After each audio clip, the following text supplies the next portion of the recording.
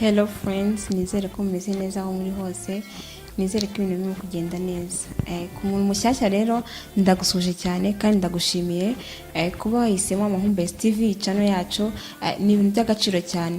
Rero ndakwifuriza ntugende utabaye umwe mu bagize uyu muryango wacu, ukanda subscribe kugira ngo ibindi biganiro byose bizajya biza bijye bitabikugeraho. Uzaba rero ubaye umwe mu banyamuryango bacu kandi ni ikintu cyiza cyane kandi tuzakugezaho ibintu byose wifuza. Rero ku bantu bacyashya namwe abakunzi bacu, abantu basanzwe, turabakunda cyane kandi dukunze no gushimira abantu ku makomenti kandi mwaduhaye. Ni ibintu by'ingenzi cyane kandi bitugaragariza ko muba mwakurikirana ikiganiro mwanacyumvije, uko burya kurikirana ikiganiro ntagire ikintu kimwe uvuga, ntagire ikintu kimwe ukora, ntago biba ari ikintu cyiza, ahubwo wowe ugerageza kugira ikintu na kimwe ukora. Niba utanze comment, kanda share ku yandi social medias kugira ngo ibintu bishobore kugenda neza. Kandi turabakunda cyane. Nawe rero mushyashya, nizere ko ubaye umwe mu munyamuryango wacu. Niba wise ukanda subscribe, ndagushimiye cyane kandi ndagushimiye. Uyu munsi rero nabategura ikiganiro cyiza kivuga ku bintu by'imibonano mpuzabitsina, posteri wakoramo mu gihe ushaka kunyaza umugore wawe. Ubwo rero urumva ngiye kuganira n'abantu bose, nanone ndaganira abagabo, abagore, abasore ndetse n'abakobwa, mwese turaganira uyu munsi. Uyu munsi rero ikiganiro nabazaniye ni cya posteri ushobora gukora mu gihe cy'igikorwa cyo kunyaza. Nk'uko mubizi rero mu mibonano mpuzabitsina ni byiza ko abantu hagati yanyu muri babiri mushimishanya, mwese mukishima, igikorwa kikagenda neza. Hagati yanyu habayemo umuntu umwe udashimisha undi, urumva biba byapfuye. kandi icyo gikorwa ni ikintu cyo gihuje abantu babiri bashakanye, ni ikintu cy'ingenzi mugomba kwitaho mukagikora neza, ukamakinga sure ko niba waryohewe n'igikorwa na mugenzi wawe nawe ubwiwe muri kumwe yaryohewe n'igikorwa. Burya biba ari ikintu cyiza cyane. kandi burya niba uzi ikintu gishobora gushimisha mugenzi wawe, nk'uko nakubwiye kunyaza biri mu bintu abagabo bakunda, biri mu bintu bashimisha, ni ikintu ugomba kumukorera, ni ikintu ugomba kwirekura kugira ngo akigukorera. Nawe uri umugabo rero urabizi neza ko umugore burya kugira ngo azanyare ni uko yageze ku byishimo bye, yumva yishimye, yumva yageze ku ndunduro, handi yumva yavuye mu iyi si yageze mu yindi si. So urumva rero ni ikintu ugomba kumukorera kandi ukagikora neza. Ugomba kwitonda rero kuko hari ukuntu bikorwa. Nkuko nabikubwiye rero ushaka kubikora nabi, nanone umugore akifata bitewe nuko wamunyaje nabi, kandi ukanyura uvuga ati umugore wanjye nta nyara, ntimeze gutya na gutya, ukawamuca n'inyuma. Kuko niba abagabo bakunda abagore banyara, ntago abagabo bakunda abagore batanyara. Ushaka kugenda uvuga umugore wawe nta nyara kandi mu by'ukuri ari wo mukora igikorwa cy'imibonano mpuzabitsina ukagikora nabi. So kunyaza rero ntago ari ibintu kugenda gutya ngo ngiye kumunyaza gusa ngo niba afite amazi ngaranyara. Oya, nawe biterwa n'ukuntu wabikozemo igikorwa, biterwa n'ukuntu wamuteguye. Nk'uko mu bizi byose bitangira mu mutwe, bitangira gutegurana, biterwa n'ukuntu wamuteguye kugira ngo azagere ku gikorwa cyo kunyara. Rero ngiye kubwira amaposteri uburyo ki bashobora kunyaza posteri wafata mu gihe ushaka kunyaza umugore wawe kugira ngo imibonano mpuzabitsina igende neza. Nk'uko mu bizi rero ni ikintu ugomba kwitaho, mukabiha n'agaciro. Kunyaza haba ku mpande zombi, nzi neza ko abagabo bakunda umugore unyara ndetse n'umugore nawe arabikunda. Iyo yanyaye abayize ku byishimo byo, yumva yaryohewe n'igikorwa cy'imibonano mpuzabitsina, byamubereye byiza cyane.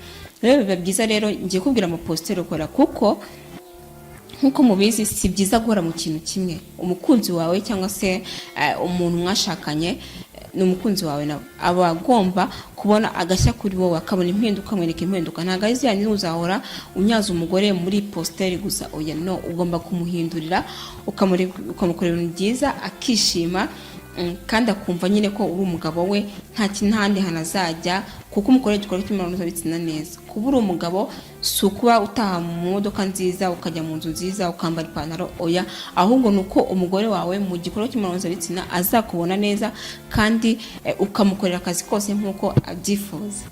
So rero ikintu cya mbere ugomba kumenya rero, ahantu banyaza ni rugongo. Rugongo ni igice cy'umugore kiri ahantu herekeye haruguru mu gitsina cy'umugore. Urebeye amaso cyangwa se urebeye ku jisho, hafite forme, rugongo ifite forme nk'igishyimbo.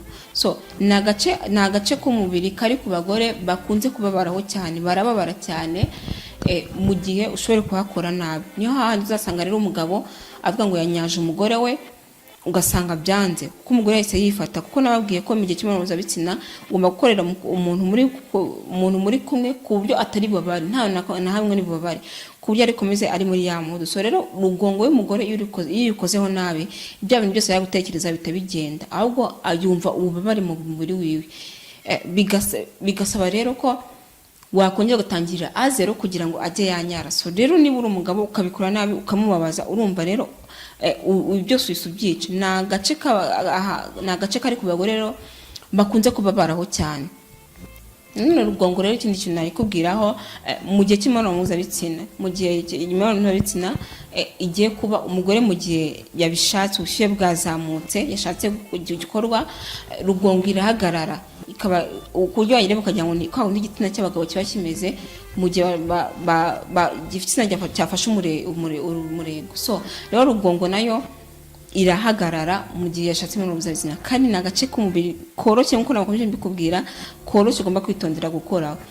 Kunyaza rero ntabwo bikorwa umuntu yihuta cyangwa se ashiramo ingufu. Kunyaza ni gake gake, kandi kunyaza ubikora iyo umugore wawe afite ububobere, yagezanye ububobere bwinshi cyane, nibwo ukora igikorwa cyo kunyaza. Kandi abenshi babikunda iyo wari wigizemo igitsina cyawe ukagikuramo kanyaza, abenshi niho babikunda kuko burya aba yanjiye muri mudu neza. So rero iyo yakoze nabi umugore wawe ntago ashobora kunyara, cyangwa se yakoze wamubabaje, cyangwa se washiremo ingufu, ahubwo wowe ukoraho gake gake kuri rugongo. Kunyaza rero babikora, abenshi bazi ko igitsina gusa aricyo kinyaza. Hoya, imboro gusa ntago ari inyaza, ahubwo ni urutoki ruranyaza. Urutoki ukoresha urutoki rumwe, nanone ukamenya gashoboka ko rucinzara. Nkuko nakubwiye umugore ahababara, ni ahantu kwitonderwa, ni ahantu rero ugomba koza urutoki rucinzara. Ntago ari byiza rero ko nanone ikindi kintu ugomba kumenya, ko wamenyereza umugore wawe uvuga ati ngo ndankoresha imboro gusa cyangwa ndankoresha urutoki gusa. Hoya, ahubwo byose ugomba kubimenyereza kugira ngo bibaho mu buzima. Hari igihe usanga wenda se tubwe wananiwe kandi ashaka ko umunyaza, umugore wawe arabyifuza. So ni ngombwa rero ko igikorwa cy'imibonano mpuzabitsina ugomba kugikorera neza, akanyurwa. Ubwo rero birasaba, niba byose warimenyereje, uramukoresha urutoki kandi anyare nta kibazo. So rero ntago ari byiza rero kubavuga ati ngiye kumenyereza umugore wanjye kumunyaza nkoresha igitsina gusa cyangwa se nkoresha urutoki gusa. Hoya, ahubwo byose urabivanga, kandi byose binyaza neza iyo umugore wabimenyereje. Nkuko nabikubwiye rero, ngiye gukomeza nkubwira postere z'uburyo ki umugore wawe ushobora kumunyaza, ibintu bikarushaho kugenda neza.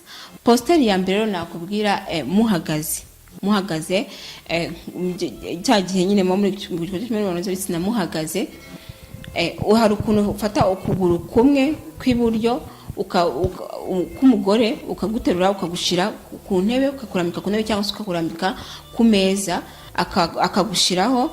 Noneho wowe uhagaze nyine birumvikana hagati y'amaguru ye ukamunyaza. Icyo gihe ni igikorwa cy'imibonano mpuzabitsina.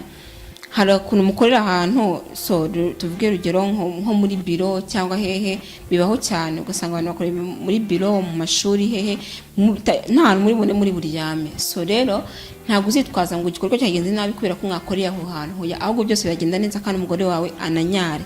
Nuko nkuko rero ugenda ufata igitsina cyawe ugasa nk'uciye bugufi, umugore wawe ahagaze, ukamunyaza, ibintu bikagenda neza, cyangwa se ugakoresha ukuboko. Niba nakubwiye ko ugomba kwitonda neza, niba guciye inzara ukabikora neza cyane. Indi posture nanone niyo umugore yashinze yicaye ku dutsinsino twiwe mu gihe akuri hejuru. Uri umugabo uryamye, umugore akuri hejuru, asa n'uwashize amaboko inyuma, yayegereje inyuma, akuri hejuru, wowe uryamye ureba hejuru. So rero umugore wawe niba akuri hejuru, nanone uramunyaza. Kunyaza ubwo ndi kuvuga, urajya ubyumva bice bibiri. Urajya wumva ko ushobora kumunyaza ukoresheje igitsina cyangwa se ukoresheje ugutoki, byose birashoboka muri ibyo ndi kukubwira. Ntukajya wumva ngo niba ngo andi hejuru ngo biragenda gutya na gutya. Oya, byose birashoboka. Ushobora kumunyaza ukoresheje ugutoki cyangwa se ugakoresha ukuboko, byose birakunda. Ahandi hantu rero nakubwira, ni igihe umugore ari hasi, umugore aryamye agaramye, wo muri hejuru, umugabo yatandukanyije amaguru, birumvikana. So ukamunyaza ukoresheje igitsina cyawe, cyangwa se ukamunyaza ukoresheje ugutoki, byose birashoboka. Byose rero ndi kugira nkubwira biterwa n'ukuntu umugore wamuteguye. Umugore bisaba ngo umutegure kugira ngo ibintu bisho kugenda neza.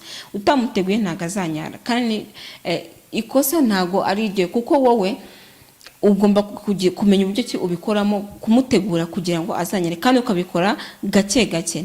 Ko nakubwiye ni ahantu umugore ababara, kandi ni ahantu aba yumva wagakoze gake nibwo agira ibyishimo, ariko iyo wakoze cyane arababara. Kwa kubabara rero bituma apanguka muri mudu, ava muri mudu yumva ibintu byose bigiye hasi, akumva nubwo akiri kugushaka. Icyo gihe azahita yifunga, kandi yifunze birumvikana ntabwo yaba kinyaye. So indi poste nanone rero nakubwira rero mu gihe ushaka kunyaza umugore wawe, ni kwa kundi uzamushyiza ku mpera y'uburiri, kuko hari abagabo benshi usanga afite umugore anyara cyane.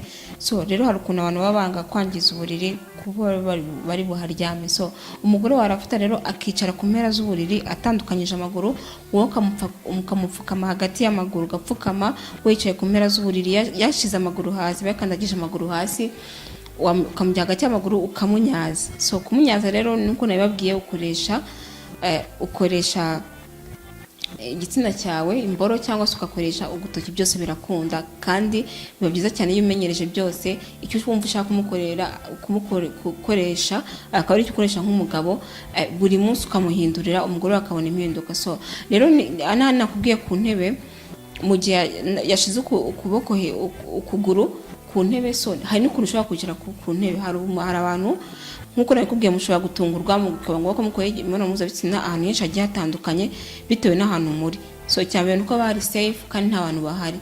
Rero yicara ku ntebe nanone, agatandukanya amaguru, wowe uhagaze ugasa nawe n'unciye bugufi kugira ngo umugereho, ukamunyaza, none byose bigenda neza cyane. So ndagushimiye rero wowe ukomeje wankurikiranye. Izi ni poste nakubwiraga z'uburyo ushaka kunyaza umugore wawe kugira ngo ibintu bigende neza, kandi ni ikintu ugomba kwitaho ukamenya ko giba gikenewe mu buryo bw'imibonano mpuzabitsina. Ni ikintu kiba gikenewe ku buryo umugore wawe umunyaza neza, kandi biba byiza cyane iyo uhinduye amapostere, nibyo bimuryohera, nibwo yumva ko uhorana udushya muri wowe. Ntuzahore mu bintu bimwe rero ngo azahora abona uri wawe undi gusa udahinduka, ashobora no kukurambirwa. Bye bye, ndabakunda, naho utaha.